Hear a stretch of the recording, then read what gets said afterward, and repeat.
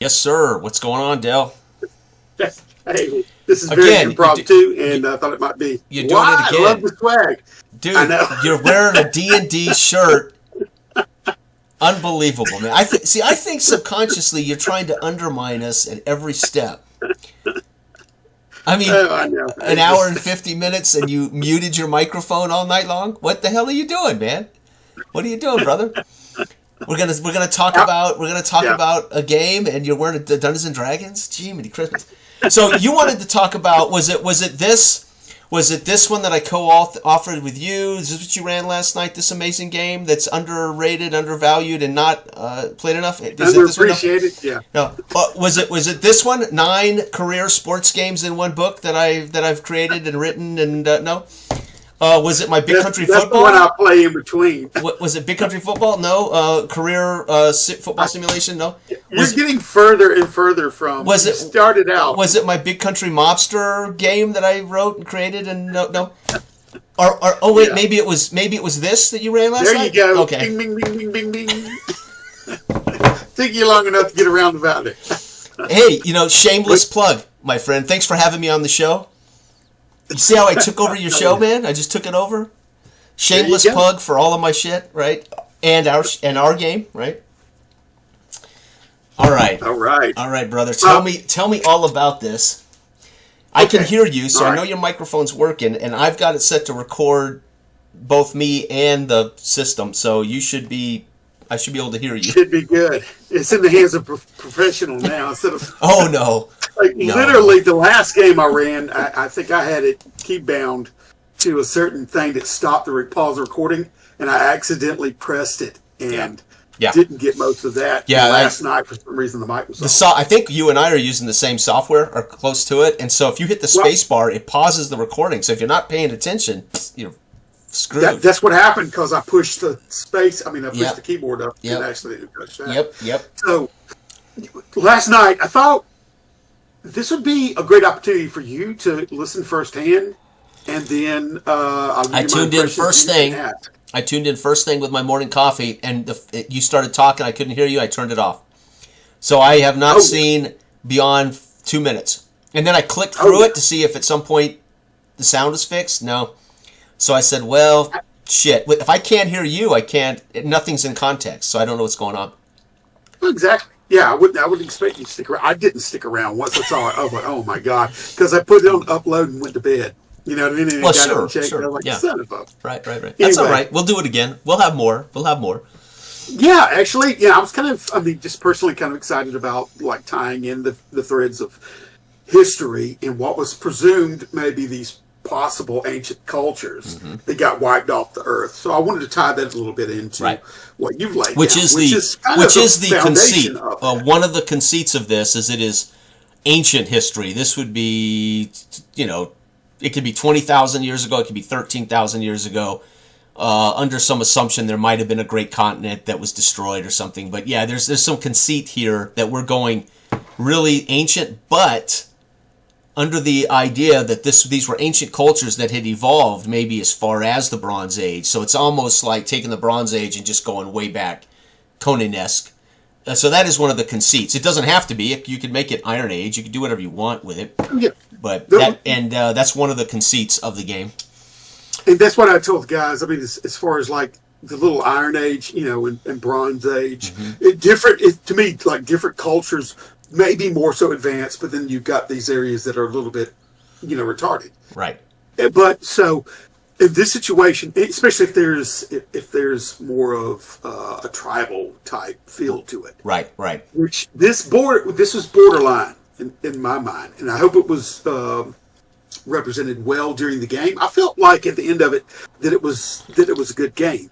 It did come to a somewhat of a conclusion, right? Yeah. So it did hit that point to where Okay. it didn't stop mid. All right. Now I'd say that it was Doggerland is where I was drawing this from in the North Sea, and that over 1,500 years, the ice, the polar caps were melting and encroaching upon this land, right? Leaving only the uppermost crust of the land more so available. Right. So it flooded out the lower regions and made an island of this land.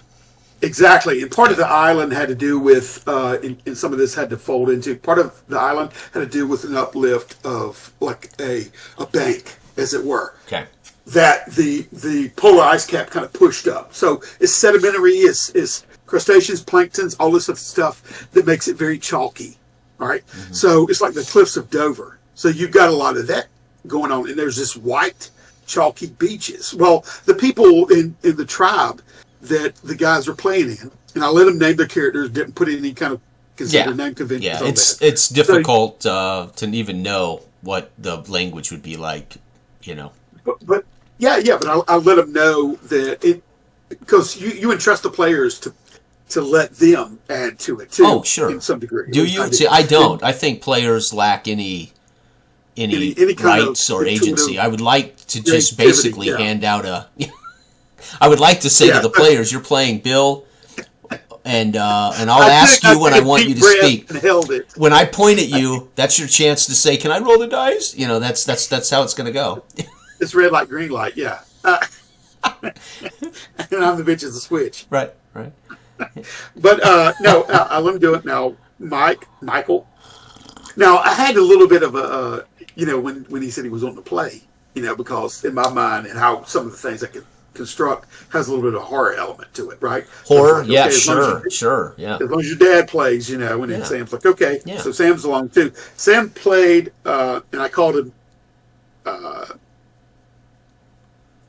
Eamon, Okay. but it was a mispronunciation. It seems like I was pronouncing it my own Southern fashion and way during the thing. Sure. But, okay, and Mike played Hunter, John played Olaf, and Todd played Correct. Nice. Now, Right? okay. So, what was Sam's character? Was Spear? Was a spear? Yeah, spear and dagger. Yeah. Now, Okay. his character... I mean, what? So people know one of the conceits of the game is you about. are warriors. So one of the conceits is you actually pick an array of numbers, and you get to create your warrior. And it is one of the conceits is you are an explorer warrior. You are a capable badass going out into the world, so to speak. But your combination of weapons gives you some kind of bonus or positive or negative. So technically you're making a combination. So for instance, the pre-gens that I made for you were spear and dagger, sword and shield, hammer and armor, spear and or bow and dagger. So those are actually, in a way, those combinations become what your character's main weapons are, so to speak. So that's one of the conceits, right, of man versus beast. Exactly. And of course, what you name them and who they are and how you play them and who they are as people and all that is completely informed by your own want. But one of the conceits is it's kind of, for the lack of a better term, it is a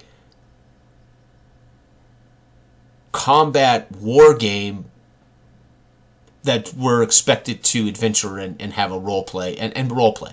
This was inspired, the concepts for this were inspired real quick by my experience with Steve, Harold, and Brian when we played the tabletop skirmish Rome game. It's a tabletop skirmish war game, but I used it for a role-playing session. We didn't use maps and minis. They created their Roman captains. They hand-picked their 4 minions in there. And that experience was so remarkable when we set it at Hadrian's Wall. I set that session at Hadrian's Wall, dealing with barbarians, and their character was the captain of that unit, but it was a skirmish game. So there is no role-playing data in it. They just played. They named their Roman, and they played their Roman, and I played the NPCs, and this harkens back to my joy of the original D&D. There is nothing to tell you who to be and how to play, how to role play. Everything else, all the mechanics are about resolving conflict and shit. And there's something I love about that. There's something I truly believe is it's the bare bones reality of what role playing is. No one tells you how to do this. No one tells you how to be a character. You create your character, and oh yeah, right, we're going to have combat, which is separate from who you are portraying. So that's what inspired the ideas of Man v Beast. But okay, all right, now that I've kind of said that'll give people an idea of what the design intent is. So why did you Okay. pick it? Out of curiosity to run, why did you decide to run it? Well, actually, there had been a concept that I had that was similar in mind. I never did really fully manifest into an actual game. There was a lot of preliminary stuff that I had laid down for it. But once I saw you did that, I was Oh like, yeah, are you talking about he's Donoman? Are right on there. you talking about Donoman? Yeah, but Right. it was definitely kind of Right. a one shot type thing. But Donovan had rolled in. Well, That's and actually became a Donoman little bit something. had used chips, dice pool, and or chips, right? Too, which was Well, interesting. Yeah. that's evolved. That's evolved beyond just the Right. dawn of man into Right, more right. something different. Right. So that in a way actually is a sister game in mindset that you do have to. Yeah, you're that you're whole- going prehistory. I mean, you're going. You were going dawn of man, kind of Neanderthal, tribal, At that very time tribal, period, yeah. very cool. Yeah, right. at that time period, you know, Right. to to really lay upon the Right. superstition and the shadow encroaching. But that right there, I've Umbra. changed it since. And you can pick any kind of time period, Okay. genre, Okay. age, you know. But anyway, aside from that whole the thing that you lock down, as far as to me, like Beowulf going to face Grendel, Right. that those key moments where you have to overcome, Sure. you know, something. Sure. And that was intoxicating. I'm like, this is great, you know. Well, yeah. I in mean, one second. it's not unique in literature. It's not unique in Yeah. Witcher. I mean, Witcher. You know, your village hires you to go slay the beast. You know, Jason. What is it? Odysseus. Odysseus has to slay the. Now that's because he's on a hero's journey and he has really no choice. But definitely Beowulf having to slay Grendel. These are old sagas, Viking sagas. These are literature. These are myth. So I'm inspired, and I think I mentioned it in the book. My biggest I don't know if I do actually. My biggest inspiration for something like this is the idea of Atlantis, the fantasy films that would have been Ray Harryhausen-esque, right? You are Sinbad, and you've got your crew with Hercules and Achilles, and so Yeah.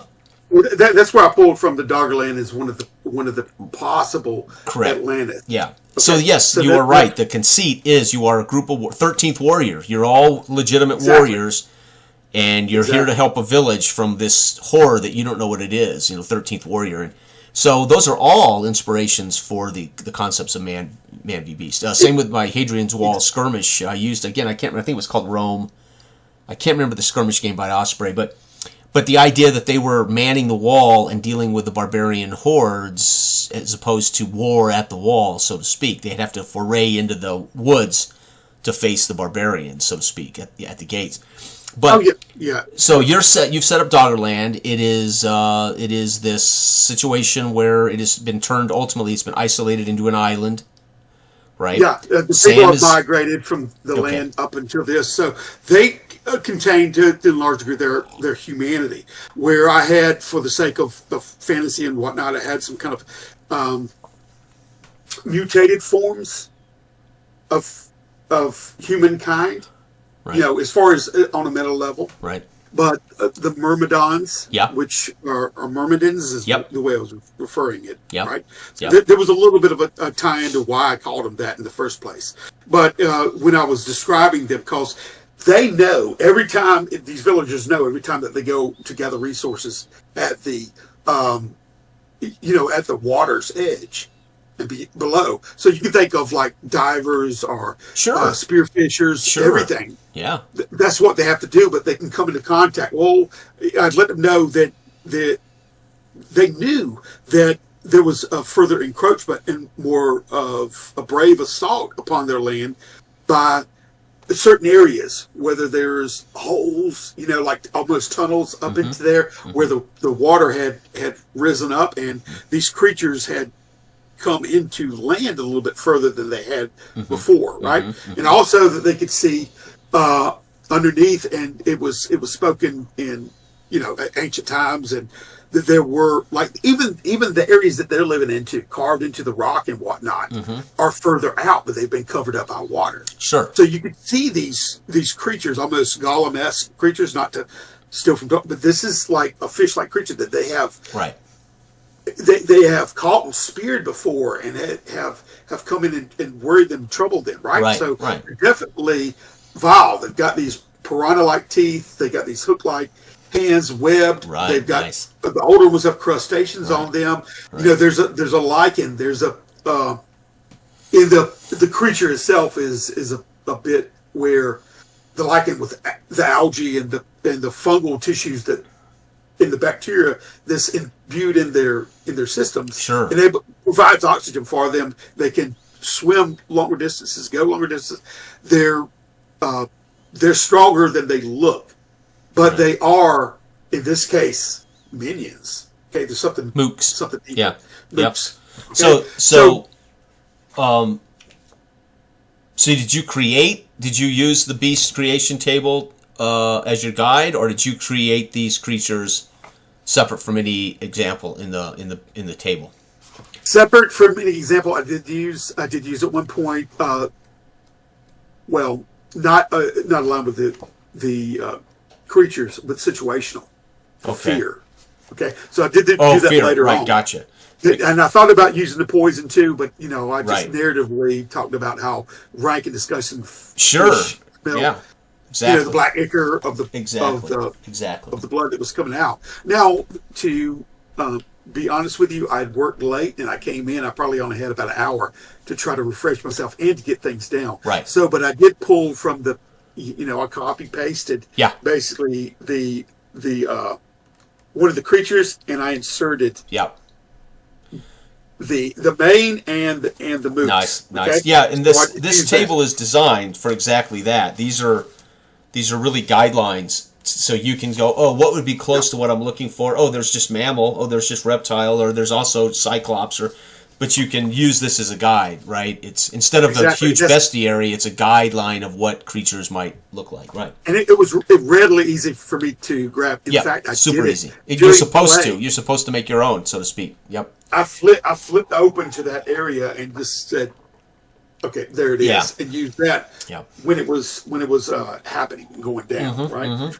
But as far as the recap, we got Sam had chosen the one with the spear, the dagger, Right. and at this moment in time, she was blessing their queen. Yeah. Which is a birther of deistic Yeah, nature. That's how they sure, look at yeah. her, right? So it's a hands-off situation, but she had her maidens around her, and all of this. So this was a matriarchal society? Exactly. Jeemus Christmas. You guys missed the Okay. point completely. This is about men. No, I'm kidding. It's a joke. It's a joke. No, That's I know that's that. for Druden But- Fez in case she's watching. Yeah. But that's what she was going to pour out her blessings. She's come down, when the harvest, so to speak, at the Right. edge. She'll come down and bring the spring water Okay. in a big clay, pot that she holds in her hand with all of her maidens around her. Now, she's got a contingency of guards and whatever, which some of the guys were, like John and John Todd and Michael was. Okay. But Sam was one of the spearmen that she was blessing because they were about to go into the salt water, so Right. she was covering them with fresh water Right. because they was going into a dangerous area. Right. Now, what I did fold it, I didn't say it at the time, but what I folded into is, according to the role, if they were able to receive that blessing Yeah. before something was triggered, then he got a fate point that he could use. Right? Nice. Okay, that Yeah. was later on, so he was able to leverage that. Right. So she did pour it on him, but at that time, right during that, something triggered, and underneath her, which Michael's character saw this, there was a shifting of her, and the water shifted a little bit, and she steadies herself. Now, let me Sam ask. almost reaches out. So I don't mean to interrupt, but I want to interject as we go. Did Michael make a roll to witness this? Oh yeah, I made them all roll perception. I was just curious. So Yeah. mechanically, they made Mechanically. a roll to see if they saw this thing occur. To see if there's some indicator, because it was indicated Okay. to something that was going to be larger. And then Now- also, let me ask one more question before you get back. Did Yeah. they come into this game with their NPCs and their mook, or did Okay, you now, or did I you had- wave off those? No, what I did was allow them to draw that from the retinue of guards that were around them. Gotcha. Now, to be honest with you, I mean, they didn't get a chance to like pre-name them. I told them Yeah, they could name them. you don't have to, And- but they have this, especially if they're expeditioning. They really should have a right-hand man and a mook when you're on like a journey or an expedition. But if they're in Yeah, their but home village, that is assumed they're around, right? Yeah. Yeah, exactly. And that was described, from the Right. from the hunters and the harvesters Right, okay. that were there, which are still, when you're spearing fish, that was what Sam was. Okay. Right. Now, right when this shifts a little bit, and then she drops down about 6 more inches as her foot goes in there, and Sam can feel he's on his knees being blessed. He has an urge to reach out and steady her, right? Can't touch but he her. can't because you can't touch her, right? right. So she's going down, and then. But he rolls. He says, "I try to at least reach out to steady the pot," but he rolls critical fail, and it topples. Right. Right. So, so it just topples, breaks, which was very cinematic. Just happened to be because yeah. all that fresh water just goes into the thing. But she's Sinkhole. down. Yeah, she's down to her knees and sinking fast at this point in time. Right. Right. And then so he throws tradition past because right now they notice that there is hands just clawing at her, bringing her open. Right. As the sinkhole is widening and Right. going through, and his knees are feeling it too as he's being sucked in. Right. So he reaches out to kind of grab. She's reaching toward him frantically. They latch arms. The other guys are running in. He's got his spear, which he had set down at his side to use that to brace. Right. And she's being pulled down, and he's seeing these things climb up. Now Todd runs up and swings at one of them that's crawling up her back. But they got these like hook-like, Yeah. it's more like if you've been barbed by a fish. Yeah, you know barb. what I'm It's a talking about. barb. Yeah. Exactly. So it's pulling and scratching her back. One's crawling up. Now Todd's character does manage to explode that creature's head, Right. which they know what they're dealing with. It's a merman, right? And these creatures have like I'm describing, they don't have ears though, and this is important later on. But they got Right. these little membranes, these thick membranes Right. that shake. No nose, just two flaps that shut in. Yeah. Big eyes that are Like a fish. translucent. Almost like a fish. Yeah, so you can see a little bit of the metamorphosis that's happened to these humanoids. Yeah. They're pulling her down. It's widening. Sam does try to pull her out. He does 2 critical successes in a row. Nice. And he pulls her out, but they're scratching the heck out of her. She's screaming. Yeah. And it goes like that. But by that time, it's widened. And Right. John's character runs up and tries to, he grabs the other end of Sam's the spear. And they're using that. So there's 3 of them. But by that time, Sam's already jackknifed over there. Where he pulled her out, there's more coming up. And then they just pull her up. But he don't have footing, and he slips down and slides down, and then so the only one with really any kind of footing here is John. Right. Right. Right. But by that time, the whole thing just collapses in. Yeah. The water explodes up, Right. and it comes down in a wash, and there's like a whirlpool going down Yeah. of like a toilet. Like I said, it's vacuum. And Sam's lost. He's discombobulated. He breaks loose from the queen. Yeah. Her screams are died out. Right. Everything kind of goes down. Now Todd's witnessing this. By that time, Hunter's up there too, Right. which is Mike's character. Yeah. They're watching this go down. And the water just kind of goes down rapidly, like goes up, and it goes rapidly down about halfway, and it starts sinking. This sinkhole is about 9 foot down, Wow. 10 foot down, and 9 foot across. That Right. has gone out. Right. Even when Mike's Hunter. He helped stabilize John, which is almost precariously going over Right, into the right, drink. right. So they're watching this go down. Now Sam. Now, has been taken down. using dex checks? What are you using? I mean, Yeah, they should be roll under mechanic- saves. It should be dex saves. Roll under dex is a dex save. Which yes, Okay. and I kept accidentally calling it agility. And Well, that's yeah, dex. same thing. But Yeah, it's it's very, interchangeable, very completely intuitive. interchangeable, right? Yeah, Yeah, it's very intuitive. So you know yeah, what to yeah. what to roll whenever you Yeah. know roll dex to see if you can manage yourself and stability wise. This comes in later on, very important too. I'm kind of being a little bit fast because I have somewhere to be at 10. okay, And we can always come back to this, but that'll leave us 30 minutes. But they get, this water hits a certain area. Whenever Sam's character, he feels the maelstrom that he's in, right? Things hitting him. He breaks away from the queen. She can no longer hold on to him. They're just trying to find purchase.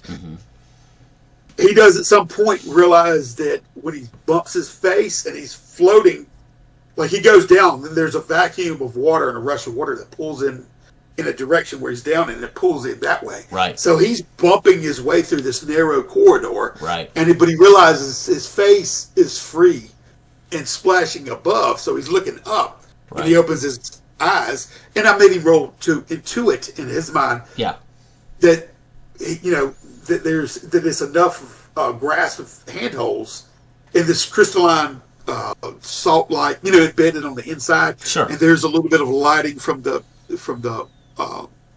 fluorescent, bioluminescence of the algae and everything, giving it off underneath there. So he's holding himself straight, and he doesn't want to go in because it's only a little alcove that he's in right now. Right, even though it's widened out somewhat. And he's holding on for dear life. Now, the guys on the outside have watched this dump.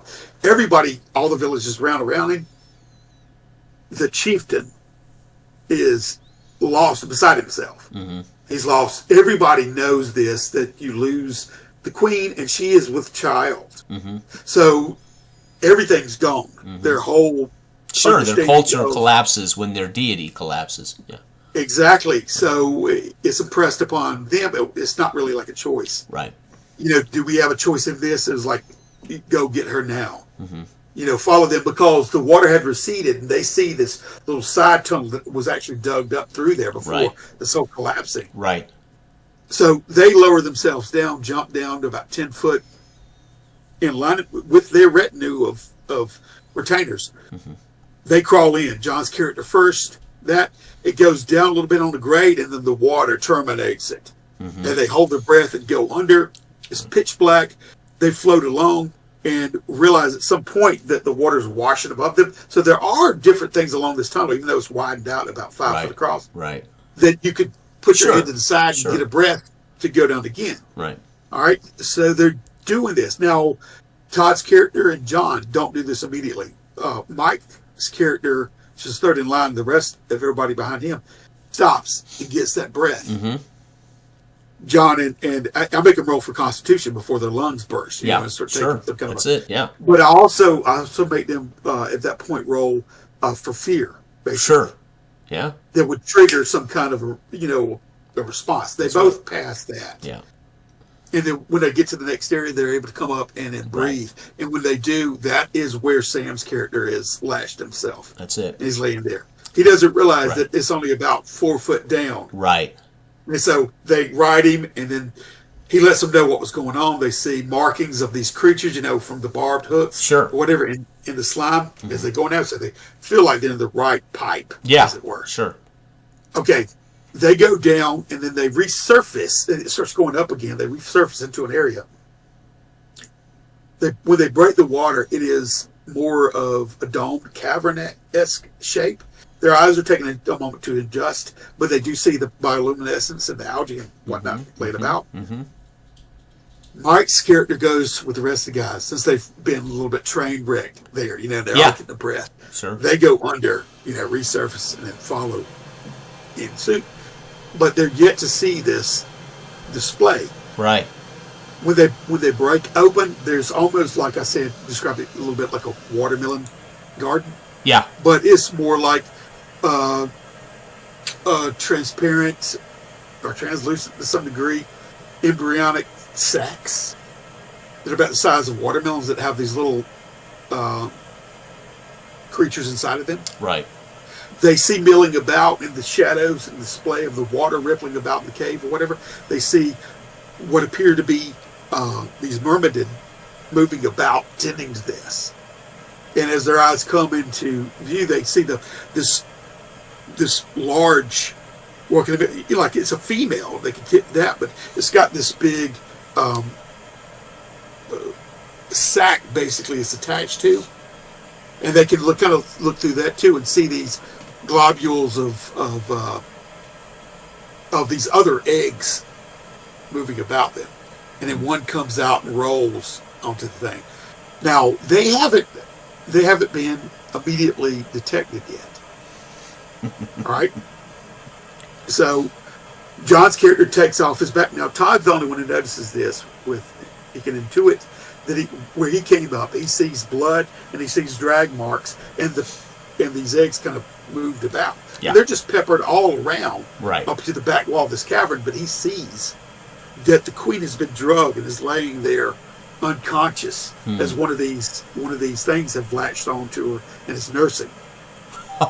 And he sees various other of his female tribe, some Right. of them deceased already, Right. laying there. Okay. You know, emaciated and being suckled on. Right. Right. Right. So it's basically some kind of anyway. Yeah. So Surrogate this mothers. infuriates. Yeah, wet nurses and whatnot. And Yeah. there's a situation where John's character takes off because he has strapped to his back his shield and his sword. Sam's already going there. He's got the spears going first, right? Right. Right. So what he's doing is he's taking a chunk at one of the back of one of the myrmidons. Right. He pins that. He's trying to rope a beeline straight to her. Right. And he's doing it. So he's making a movement to. John gets up and just starts waylaying the eggs. Right. Right. Now, and then Todd comes in and starts hitting one of them. And this time, Mike and his boys break the surface. Right. And when they do, this clattering. Well, right from the clattering of the spear, the Sam's character threw, they see all these eyes turn and look at him. Even some on the ceiling that they didn't know. Right. They were blend. Yeah, they were in. All This, yeah. Right. They were blended in, so to Yeah. speak. Yeah, so they see this, and they're going there, but all of them start dropping off the ceiling at this time, too, a little bit after that. But not before they get a couple of good waylays. Todd especially is just... All right. So let me stop you. So how comfortable were they? Because I can't watch the video really. How comfortable were they? Yeah. Were the roll under for the defense of the enemy? And you rolled dice against them. You're supposed to roll dice against them. Did you?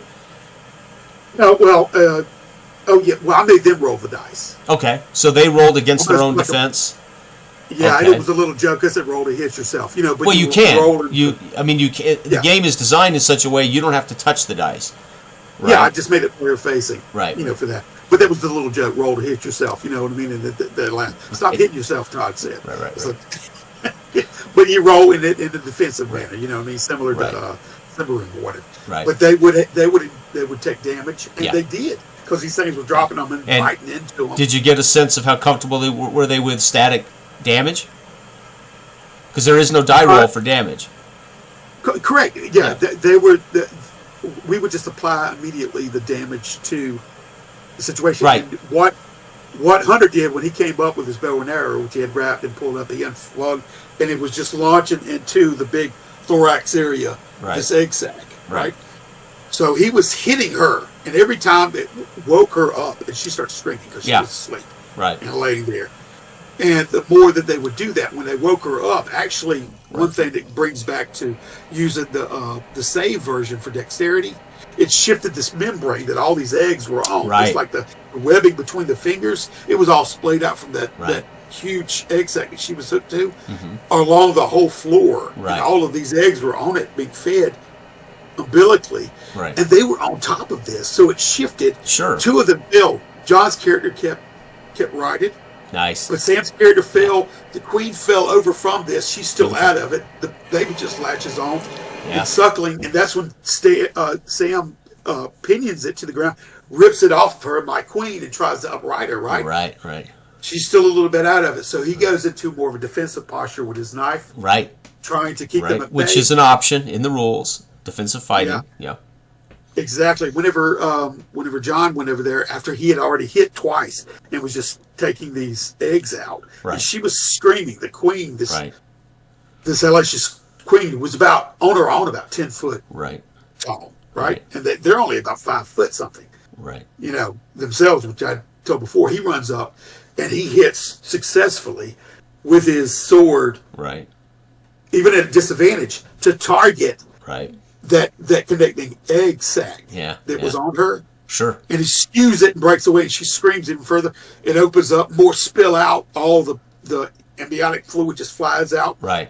I kind of said like caviar, just an explosion across the whole thing, which makes it more even slippery to a disadvantage across. Which is all, again, high adventure, which is what this is, the actual environment around them should be in play as affecting combat, affecting movement, Right. So very high adventure. Yeah. Yeah. Yeah, they had to keep their footing, and like I said, at this time, really, that's when they get. No matter what, like Mike's character was surprised because he thought he was sitting in the water shooting that. Right. They're attacking me. I'm like, yeah, they're literally Right. dropping everywhere. Now, one thing I did do for expediency, if they wasn't calling out for their retinue to do anything. Yeah, they to do anything. again that would be something that would only matter if again their right hand NPCs are non-combatants. They would never engage out, but their Mook soldiers. Well, that's what I'm saying. Yeah. The Mooks went with them. Right. They went with them. Right. But But what I did was fold that into the fact that they were dropping everywhere, so everyone Yes. was engaged. Exactly, So- because they're basically worth 1 hit point no matter what. So Exactly. you could have described a Mook being killed instead of John taking that point of damage or something, right? Yeah. Yeah, I just had. Well, yeah, they were every time that they would get successfully hit by a Mook, they would take 1 point. I just said it was disarrayed in the darkness, and they were getting struck. Sure. Things were dropping everywhere. Sure. Now, when Todd on his second round, he turns around and hits one of them, and I said that it flies back right into the area that they just came out of, which was water. Right. Because now it's not, because it hits, and he slides down to the sludge into the water, which is almost in that little orifice that comes up into the cave. So the water is rapidly receded. Right. Now, this is purposeful, meta, because what wiped out, it was the trigger for the thing. What wiped out? Well, I'll hold off that. Nevertheless, I'll hold off on that for this second. But what it dropped down so far, so he notices this, right? So Todd's waylaying these mooks basically. Mm-hmm. Now she's already, like she was thrashing around, moving the membrane that they were standing on.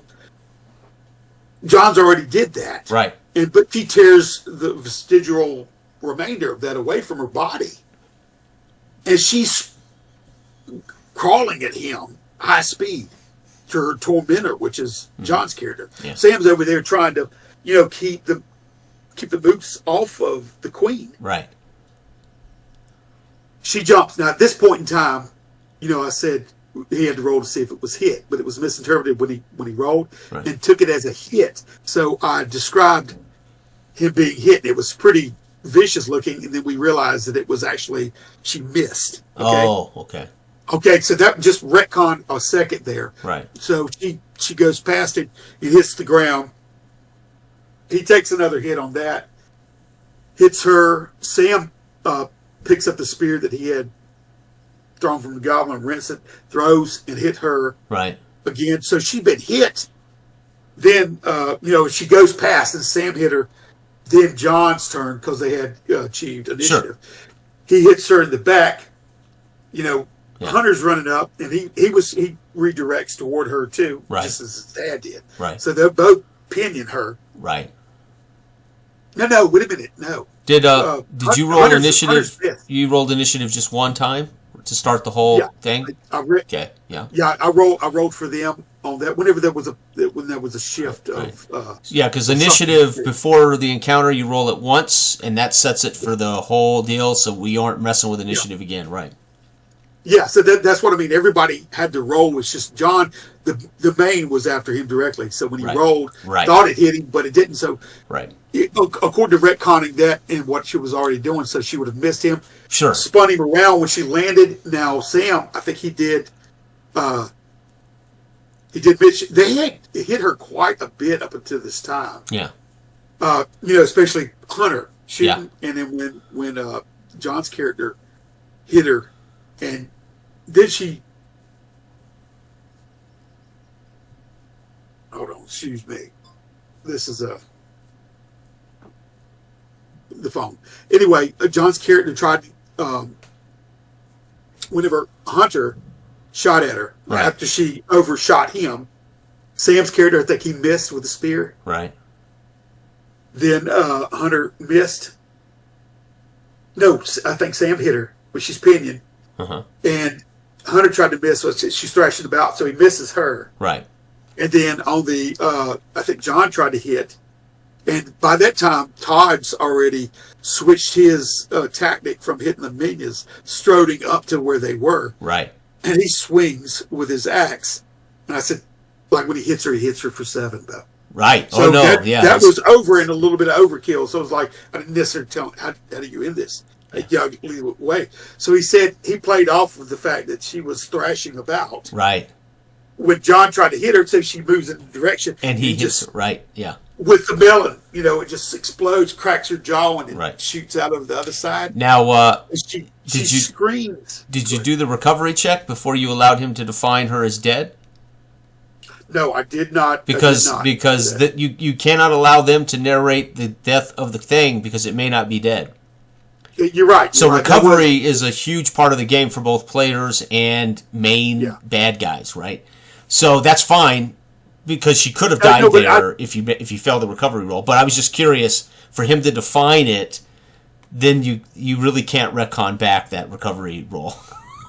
Right. Yeah, exactly. Well, I let him do that, and that's my bad on that because that was one of the things I love about it. The fact that literally is it the killing blow or not? Right. You know what I mean? So you wear something down, right, and then you have to double that. Right. Okay, so right. Yeah, that was my bad on that. That I did not follow through with that. I think he hit like 5 over what was necessary at the time. Right. Which I think struck me, and maybe he did this, but also the time limit thing. Sure, it's like sure. It was so sweet because at this time, sure, I was going to say my alarm went off for what had happened, and this is what I was going to reference back before. Yeah.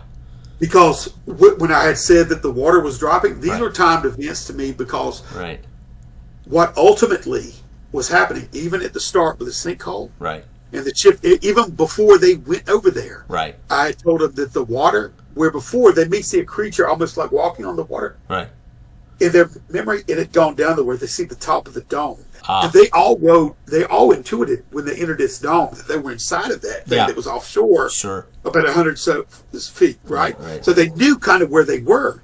Now, when they're getting there, so they've seen this water drop. They've seen it drop throughout, and even lower down. That's why they could breathe a little bit, right? Yeah. So that afforded them that. And they're in this, and when Todd knocked that creature back and it landed where he thought it was water, I just described that because he hits, he don't splash. Sure. After the second or third one he got. Right. So he runs over there and he hits it.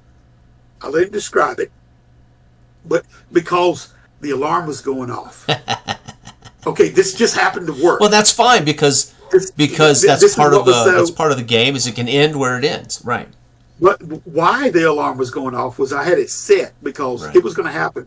It happened historically.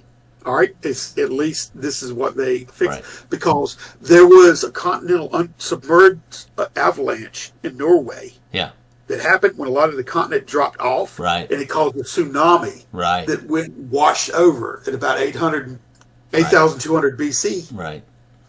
And that's the time limit that they had. That's why they were watching the water go, because it was sucking all the water before that tsunami hit. Right. That's why it emptied out. Then the vacuum emptied. Right. And then when that thing hit, all of these creatures that were around them, I said it was like a whoosh of air that vacuumed out. Right. Her scream trailed off into the woof of air, vacuumed out. Right.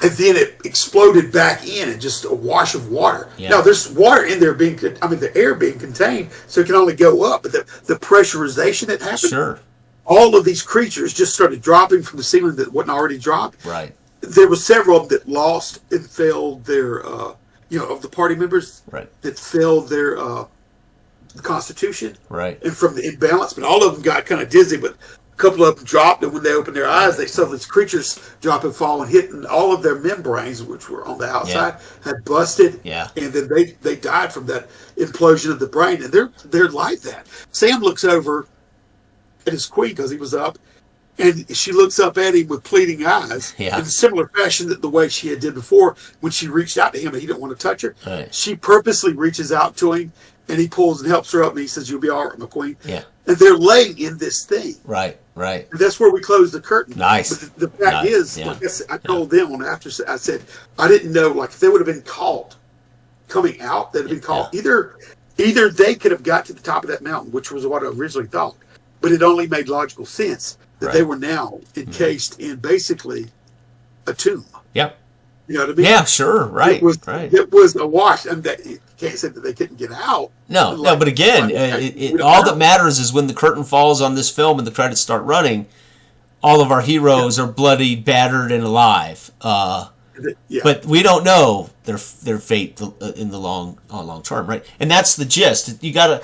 The goal of this was this idea that you play a purposeful session in 60 to 90 minutes, like a TV show or a film, which is going to be loaded with, you're going to set up, generally, and I even describe in the book, you could use kinds of acts. Act 1 is to introduce our heroes and to learn about the situation. Act 2 is finding out about the dilemma, and then Act 3 is hopefully some resolution of dilemma. Generally, in something like this, high adventure, it's going to be a battle with a beast. That's kind of the goal. So, sounds like you had all those things. You had all those genre elements. You had all the high adventure elements. Let me ask you real quick, too. Did anybody use improvised actions? Was there any time in game where they needed to do an improvised action? Well, I mean, because it sounds like everything fell into combat and normal save checks. It sort of did. I mean, I might stretch it and say everything was checks. Whether Sam wanted to stabilize her, or the jar from falling, you know what I mean? Right. Or either run to her across there, right, to get in a position to protect her. Yeah.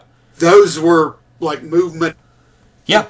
Yeah, those can be just normal movement in combat, no sweat, no challenge, other than what's happening around him could cause a challenge. But there was if he was going to do something like, in some particular type of improvised action to change combat or whatever, then you might have said, okay, that is not a normal combat roll, that's an improvised action, that's always a disadvantage. That's all. So all you'd have to remember is if somebody says, hey, I'm going to try to disarm this woman who's swinging a cleaver at me, oh, that's an improvised action roll, disadvantage. If you succeed, you disarm her without hurting her, right? So it's a way to incorporate all the things that players come up with that aren't falling under melee or ranged, right? Yeah. So it doesn't sound like there was this was a melee. This was just a straight up combat. There wasn't necessarily a need for an improvised action, so to speak, right? Yeah. It was straight up combat. Now there was targeting, which was disadvantage, and there was situational.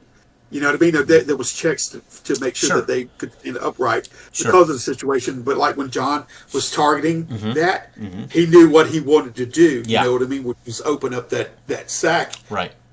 And so he had to do it at a disadvantage. Right. You know, there was situational, like now, with the sinkhole, when he was trying to pull her out, it had to be rolled at disadvantage. Now, it sounds like you allowed Michael to use ranged through the whole combat. Yeah. He got the so first. that's a rule breaker. You're only allowed ranged on the very first turn of combat, unless you're not able to get into melee at all. Then you can use ranged, because ranged is a huge advantage. Because you never have to roll to hit them. You just roll you roll to hit them as opposed to breaking their defense. So that's a huge advantage in combat, is that first initial shot before everybody crashes into melee. So the rules state that you can get that range shot before melee ensues, unless you're not able to get into melee because you're on two different boats or somebody's at high ground. So if he was in high ground and no one could get to him, then he could use that bow throughout combat, right? Well, where I mistook that, I did stop him by the time when he was wanting to fire into friendly. Yeah. The only other times is when, like narratively, that he would have had a clear shot. But I did do the thing almost on a round basis. Yeah. You see what I'm saying? Yeah. If it was within a free shot, so I didn't go melee from his vantage point where he was working from. And and the only reason I would limit is the game itself. That is a huge advantage for somebody with 16 dexterity. That missile to hit, right? Because it bypasses a creature's defense, right? So that's why it's such a big deal. And by the way, that's also vice versa. So for instance, someone in your group might have had a 6 defense. I think it was the hammer and armor. That would have been Todd probably. He had a 6 defense. So that's 35% chance for any creature, no matter how big, to hit him. But a creature that can use missile uses their score, and that would ignore his defense. So that's why it's so important to me. But again, I only say that because again, there is slight tactics to this. That's why. Normally, it wouldn't matter. He could use his bow like in D&D 5e. You just use your bow no matter what's going on, like it's a video game, no problem. But in this particular game, there's kind of a strict rule about missile. But that's okay. It's not a it's not a problem. It is. Maybe it was a little bit off since they. Oh, it doesn't. Yeah, I'm not knocking it. I'm just clarifying for people watching that would be a thing that, right? Because if not, people who look at my rule book and go, dude, I'm gonna pick 16 decks and I'm just gonna mess shit up with a bow and never ever. People will see that and see the math and they'll manipulate that. Well, no, there's a reason missile is so effective, because you can only use it in certain situations. Yeah. There was a time when he came in basically the second round of combat when he broke, because they had already initiated it. And if he was at high ground where they couldn't get to him, or if he was on another platform like across a chasm, he could use it all day long, right? So those are, and again, creatures now, and I do define this in the rules, flying creatures can use their missile at will, because they're flying. And it assumes that everybody else is in melee with that flying creature, because as it flies and uses its weapon, it'll come in close enough you could get your melee attack on it. So flying creatures in this can be particularly dangerous, because you only get a melee attack against them, but they get their missile attack against you every turn. So again, that's why this can be high adventure. The idea that it's flying to get away from you, but again, at some point it would swoop in and you would get your melee attack. So you engage in melee, yeah. They're engaging in melee, but it can get away to use missile. That's kind of the danger of a flying creature with spitting or flames or something like that, right? But anyway, in that sense, it's good to play it, and if there's little missteps. Oh yeah, that happens in every game. Yeah.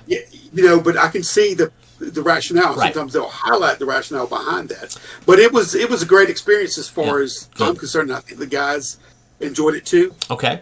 But anyway, I get the hard stop. So but it was great. I was glad I got a chance to run it. Hopefully I can play Outstanding. I'm sorry I couldn't be there. But it's also nice too just to see other people play it and see if they enjoy it. Yeah. Yeah, I apologize about that. Oh, that's all right. The mic was off. I was like, that's okay. He's going to enjoy this, and then I was like, oh my god. But anyway, that's all right. All right, brother. Have a good day, my friend. Thanks for the chat, and we'll get back to it again. All right. All right, brother. Bye bye.